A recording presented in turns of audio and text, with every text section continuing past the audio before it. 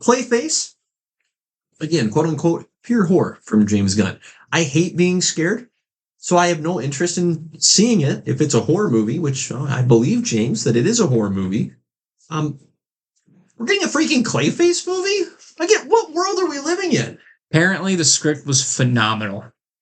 That's what they kept saying about the script. They're like, this script is amazing. There have been so many well-regarded horror movies that have come out in the last several years. Like Sinners, I think, was the most recent that came out earlier this year with Michael B. Jordan and Ryan Coogler. And yeah, I'm sure it was great. I don't want to see it. Yeah, I don't either. I don't like being scared. But you know what? For those of you out there that's your jam, looks like you are going to get a treat. You know what? I would watch it if Batman would be confirmed. And I think he's not going to be in it until maybe the end. Which is a lot like the Joker movie with Joaquin Phoenix. Where it's like, why would I go watch a Joker movie without Batman? That's crazy. I mean, it was well regarded. Everybody loved the movie. I have not seen it. I probably will never see it because that's just not my cup of tea. Yeah. That's not what I want to see from the Joker. I don't want sympathy for that man. No. He's a psychopath who kills people for the hell of it. So to have this with Clayface now, just all the Batman villains right now are just getting stuff. And we can't get Batman. We can't get Batman. We can't get him. I mean, let's settle on that for a little bit here, okay? As we mentioned just a few moments ago, Batman Part 2 is scheduled to come out October 1st of 2027. It is no accident that we don't have the DCU Batman yet, because for better or for worse, they have created this mess on their own. And out of all of the good that the DCU seems to be building towards, this could genuinely be a huge, huge turd in the punch bowl if they aren't able to work their way out of the mess that they've created. Because obviously the Batman was a phenomenal movie. Of course it was. And James Gunn is being, from what we can tell, exceedingly gracious to Matt Reeves, who is taking his sweet time writing his movie, okay?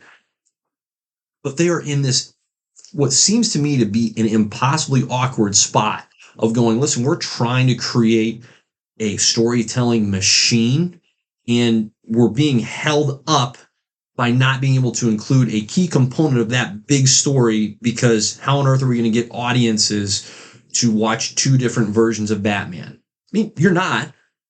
That doesn't work.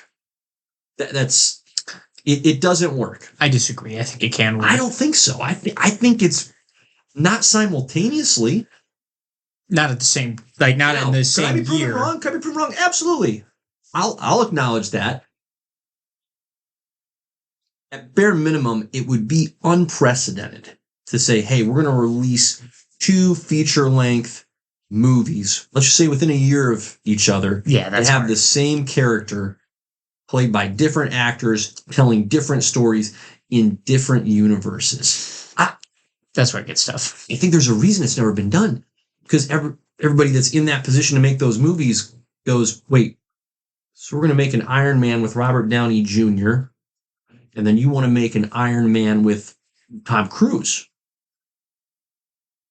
But they're not the same? No, it's not the same year. But that one just came out last year and people love. And now it just doesn't. You're making a case. I'm stating the obvious. Like, I'm not saying anything particularly clever here. I don't pretend to know what the answer is, because I also understand why it's awkward to say, all right, Matt Reeves, you're Batman. We're going to fold him into the DCU, because I think that Matt Reeves and James Gunn, while they're both terrifically individualistically creative, have pretty different ideas of what Batman should look like and how he should function. And maybe there's a way for them to get aligned, and that's the path that this works out. But as of right now, to me, it seems really clear that there is a lack of alignment. And again, James Gunn, seems to be really willing to let Matt Reeves have his time. And I respect him for that. I also go, I just don't know how it works. Well, and if you think about like just the DCU as a whole, we've had Peacemaker bring up Batman already. Mm-hmm. If you remember Creature Commandos, he comes in for the Dr. Phosphorus spot, but you see the silhouette right before he's caught. The Polka Dot Man is connected to Batman in some way, shape, or form. So you have a lot of Batman connections, and he's out there right now. However, it is very, very vague on what they're going to do. But they're going to have to do something here, and they're going to have to do it soon, because you can't not have Batman. So I would honestly love it if he comes into one of these other movies that we don't really expect, but they don't drop the actor. They don't tell us anything. They leave him in the shadows, and we don't get a face reveal till like the end. Mm-hmm. And you're like a genuinely nice surprise. Yeah. Yeah. I don't think there's a way where both the DCU and Matt Reeves' Batman saga wins.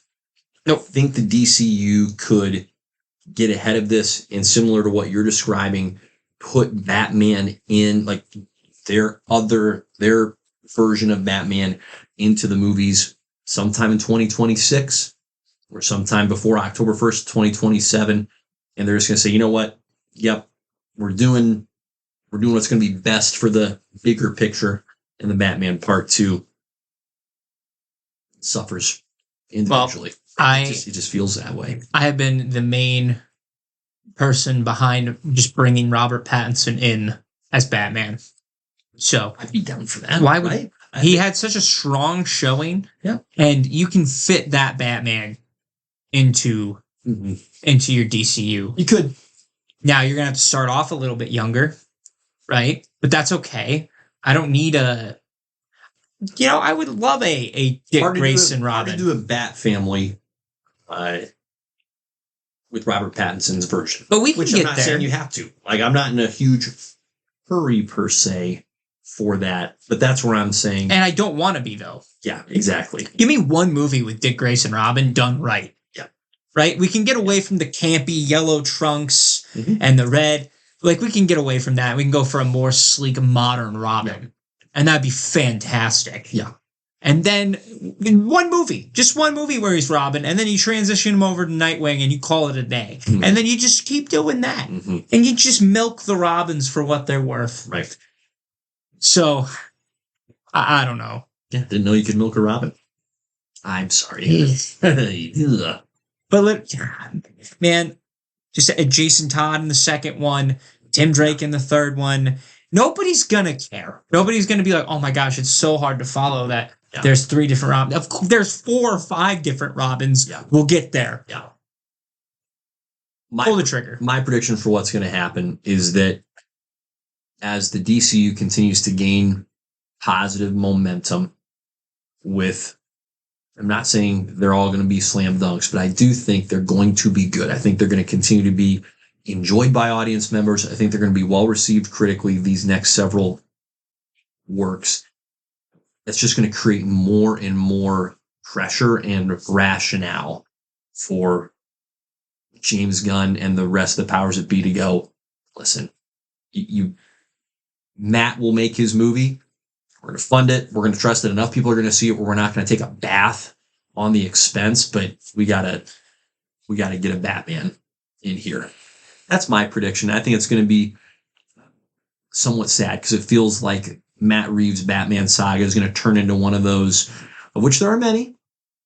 Won't be the last, but one of those many what if Hollywood stories are going, man, that had gone differently. What could we have gotten? Yeah, that first one was just released in like the perfect storm of the transitional period. Uh-huh. Yep. Unfortunately, timing was not good.